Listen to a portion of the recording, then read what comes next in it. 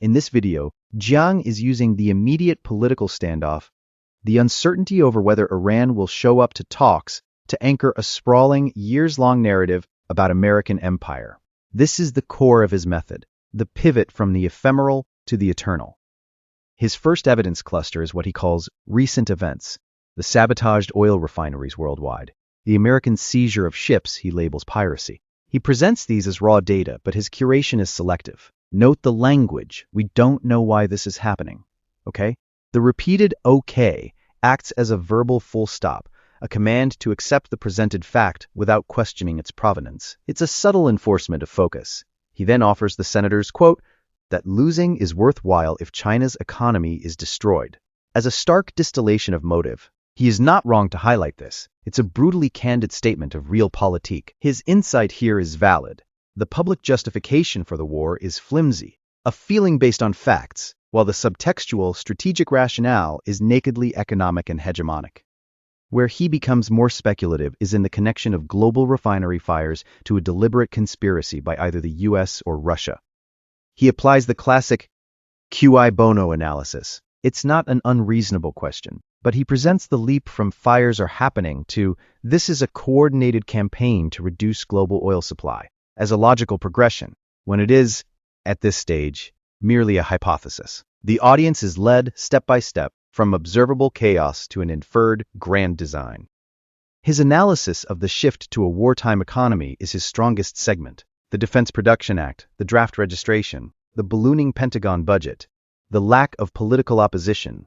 These are concrete, documented policy shifts. He correctly identifies that bipartisan support for the war is not an accident but a feature. His dissection of the House vote as political theater, prearranged to fail, is a sharp, cynical, and likely accurate reading of the performative nature of congressional oversight.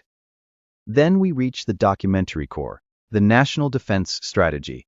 He reads it not as bureaucratic prose but as a cipher for imperial doctrine. His breakdown is systematic. Concrete interests over ideals. America first over globalism. Warrior ethos over rules of engagement. He interprets peace through strength correctly as hegemony through fear. His translation of bureaucratic language into plain, actionable strategy is this channel's greatest utility. He makes the subtext text. His extrapolation to China is where the predictive model engages fully. The first island chain, the economic embargo, the cultivation of regional rivals, he maps the document's intentions onto a geographic and economic chessboard. The conclusion he draws is stark. The US seeks not to destroy China, but to subordinate it, to make it a dependent customer within an American-controlled system. This is a chilling but not illogical extension of the stated strategy. His final synthesis is the predictive leap. He connects the dots from the war in Iran to the control of global choke points, Hormuz, Malacca, Panama, to the eventual economic containment of China. The video argues that the Iran war, far from a Trumpian whim, is the opening salvo in a deliberate long-term project to restructure the global order under unambiguous American suzerainty. It is a vision of a new imperial century, waged with flexible realism. The power of this analysis is in its internal consistency and its grounding in a primary source document. The weakness is in its tone of inevitability. He presents the U.S. strategy as a flawless, monolithic blueprint, ignoring the friction of reality, logistical overstretch, domestic fatigue, unforeseen consequences, and the agency of other nations. The prediction of a war lasting 10 or 20 years is a dramatic endpoint that serves the narrative more than it reflects the inherent volatility of geopolitics.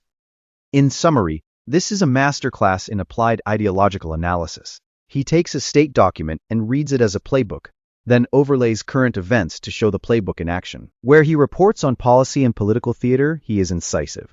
Where he imputes motive to global sabotage or predicts decades of conflict, he enters the realm of informed speculation. The video is less a forecast of specific events and more an argument about the underlying logic driving them. A logic he has decoded with cold, unsettling clarity.